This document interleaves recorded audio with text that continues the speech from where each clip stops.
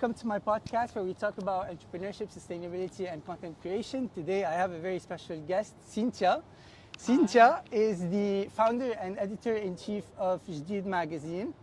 Today she's going to tell us a little bit about how she started Jdeed and her motivations and a bit of her challenges. Welcome, Cynthia. Hi, welcome. Thank you for having me. Thank you for coming, Cynthia. So what inspired you to start Jdeed? What inspired me to start Jdeed was actually the lack of such a media platform. I felt like the media landscape in the Middle East was quite commercial and a bit too redundant in a way, and I felt like there was a big misrepresentation of just young Arab people in general, so I kind of wanted to change that. Awesome. So what is the most difficult thing about running Jdeed Magazine? I think the most difficult thing is to, well, first of all, finding the right people to work with. I'm lucky to have amazing collaborators, but it's a challenge to find the people who understand the spirit of the magazine and just the startup environment. And obviously convincing partners to allocate budgets for us is also, in our day and age with the climate, the economical climate nowadays is a bit of a challenge, but yeah, we make it work. Alhamdulillah. Awesome. So can you share a memorable success moment since you started the magazine? There's been quite a few, but I mean, the first one that comes to my mind, especially now we're in Al Serkal, was like one of our first pop-ups here in Dubai. We gathered a lot of local designers, and the public was able to discover some of their work, and I think for me, managing to create that community and offer them a space to interact and discover new things is to me always a success, because that's why we started Jdeed in the first place. Wow. So yeah. So what advice would you give to a young woman entrepreneur looking to start her own business or probably her own blog or magazine? Well, I think what's essential is to really, first of all, believe in your product, because there's a lot of competition nowadays. Everybody wants to launch their own thing. So just make sure that you have a product that's going to sustain throughout the years, and that you really are going to be dedicated every single day of your life to make it work, What do you think is sustaining Jdeed Magazine? Well, I think it's the growing interest from not only local communities but also international communities for our region, and I think just the fact that we have a community that's been with us since the start, and thankfully they're very faithful, so they've been following for a while now, and I think just because we have a good product, that helps. Absolutely. I mean, Jdeed Magazine is all over the world. You can find it in multiple bookstores, even in New York, right? Yeah. Where else? Can you... So actually it's interesting because our main markets are the US and Europe. Wow. So we're in Sweden, we're in France, we're in Italy, we're even in Tokyo, actually in a bookstore over there. So yeah, we try to always be present in bookstores that make sense for us.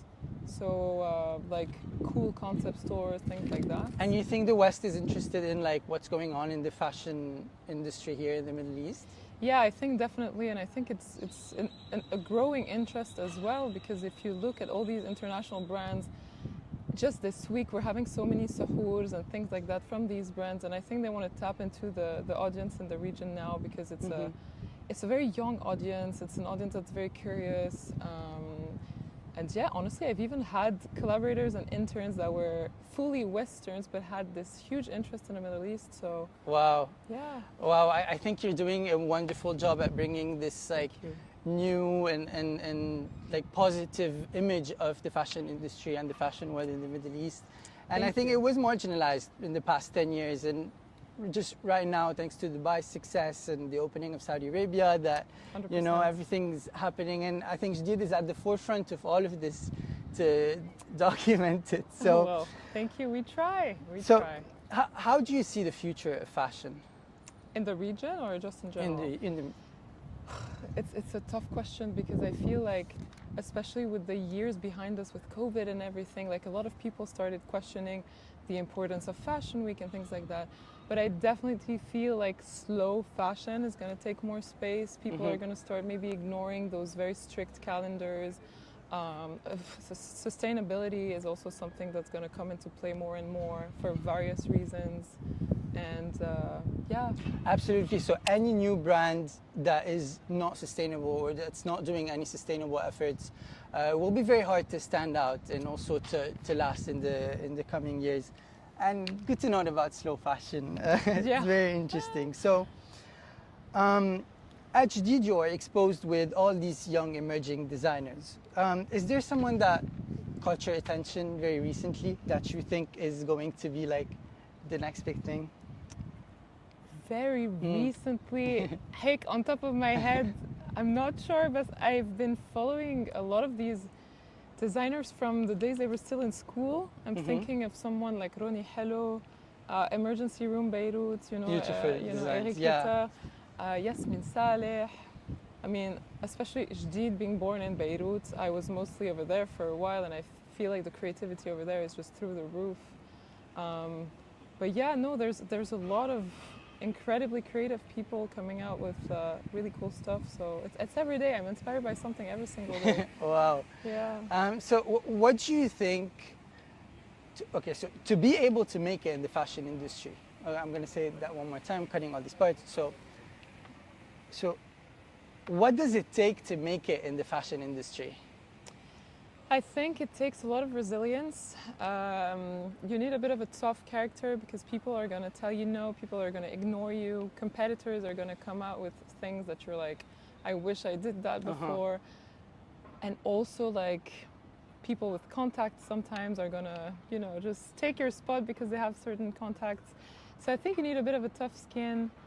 But again, I think consistency and hard work eventually, like in every industry, I think if you're willing to put in the work every day and believe that like what you like, the creativity in you and like whatever project you're working on is so unique and special, is going to help you, I guess, survive the difficulties and the challenges. Sticking to a creative edge, exactly, a purpose, and networking. Can't yeah. emphasize on that enough. I'm someone who's super shy. At the beginning of Jdeed, I was like, do I really need to do this? But now every single event, every single chance I get, I try and put myself out there, speak about Jdeed Magazine.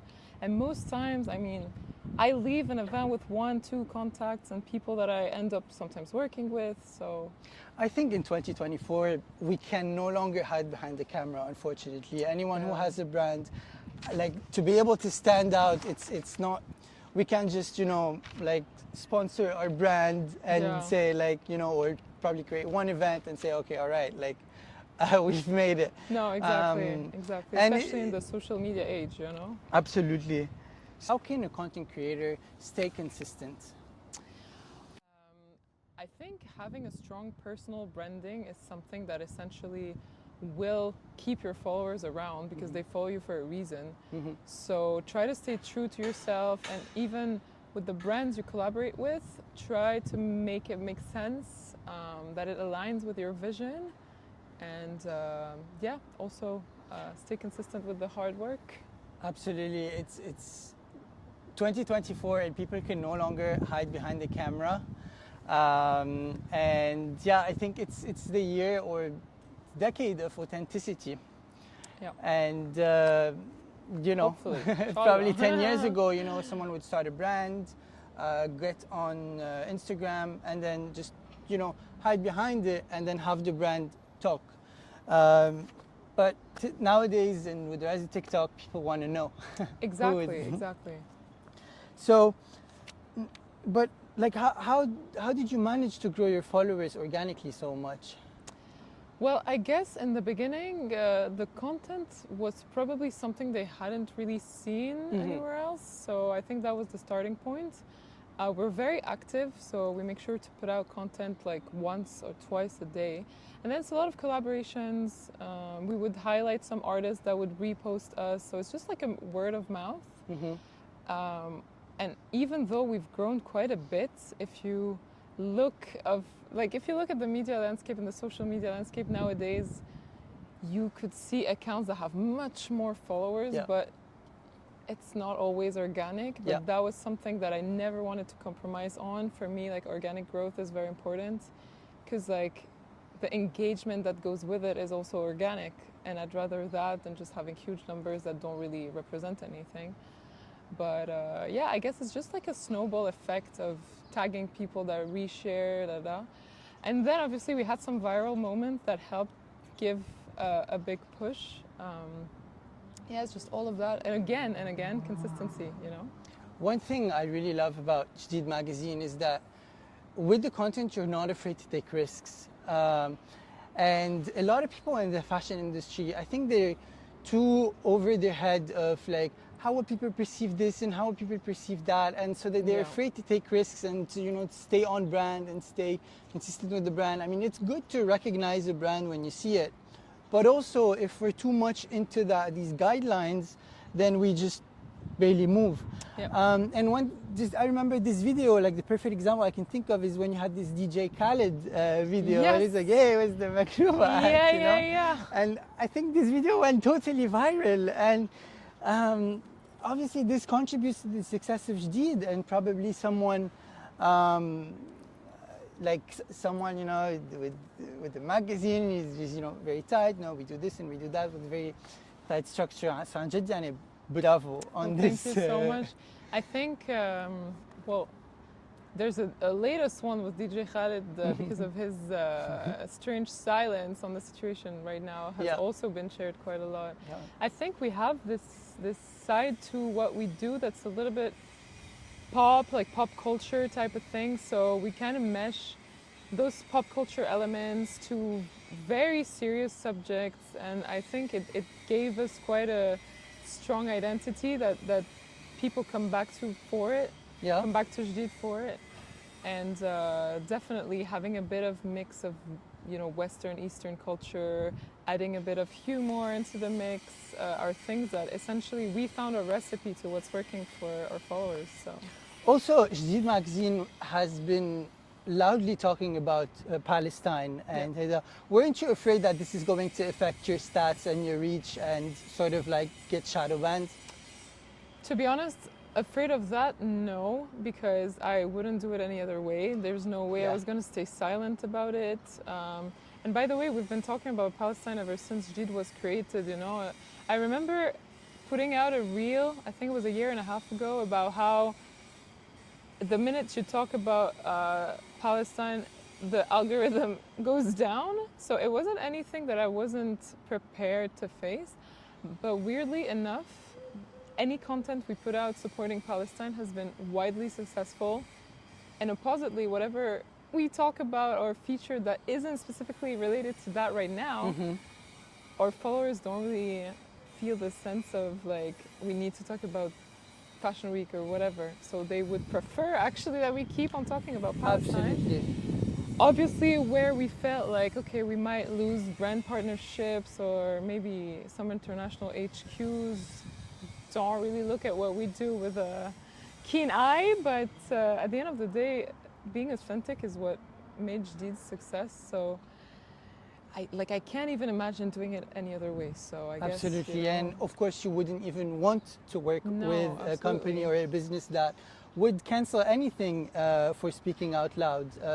And that way, obviously, you were able to attract the right people and the people that share the same values as Jdeed Magazine. And obviously, this is the Arab cause that we should all fight for and all speak about. I'm actually glad we had this little technical issue because this was a very important thing that we had to talk about. So, going through this region, is there anything you want to say to Lebanon? I mean, Lebanon is, it's a huge part of my heart. I'm half Lebanese, but Jdeed was born there. It's printed there, actually. I always make sure that most of our collaborators are Lebanese people. It's a place I just love to go back to. The creativity is insane. And I know that saying to stay resilient can be controversial because at some point it gets tiring, to just always fight back and fight back. But I think it's really important that we do stay strong and confident that Lebanon will be back in full force because this country is just amazing. Any foreigners, any friends I had coming to visit, which was, you know, blown away by how beautiful, how interesting, how creative it is. And I think we do have this special spot in the region that's always going to be there. So let's wait it out a little bit more, and our time will come again. I am 100% Absolutely, sure. and absolutely, and just, we're really thankful for the UAE for hosting us and allowing us to spread this creativity also here. And Asrikal Avenue is one of the best creative, or the best creative place here. And on that note, Dubai. if I can just add, the first time I came to Asrikal was 2016, and no cab drivers even knew where to bring me. Nowadays, you see all these beautiful things happening, Real Palestine, all these incredible exhibitions. I love Layla Heller, I love the Third Line. I love just coming in and having a bite and meeting creatives, because every step you take, there's someone you know, and you just chat, and it's just a great... it's a true community, of artists and definitely thank you to the UAE, because I mean, a lot of Lebanese came back to find shelter here, and I think make it their home now, so... We all went to JVC. Yeah, almost. It's funny. So, what's next for Jdeed Magazine? I think what's next for Jdeed is to continue growing, develop the production side a little bit more through Jdeed Studio. I think we want to hopefully grow the community even more, get some collaborators on board. I'm looking for more people to come and join to work with us. So hopefully Jdeed in a few years is really the days of the region, or like the independent media platform that's known through the diaspora locally, but also, you know, just internationally to people who have an interest in the Middle East. So. That's wonderful. So thank you so much. That was Cynthia Jreige, the founder and editor-in-chief of Jdeed Magazine. Be sure to check out Jdeed Studio. Jdeed Studio can help you make stunning visuals. Is that so? Yes, absolutely. So we do production, we help with content creation. If you have like a concept that you want to bring to life, if you don't have a concept, we can help you create one and bring it to life. So if you like our vibe and whatever we put out, please do come to us. We're ready to help. Absolutely. Thank you so much, Cynthia. Thanks for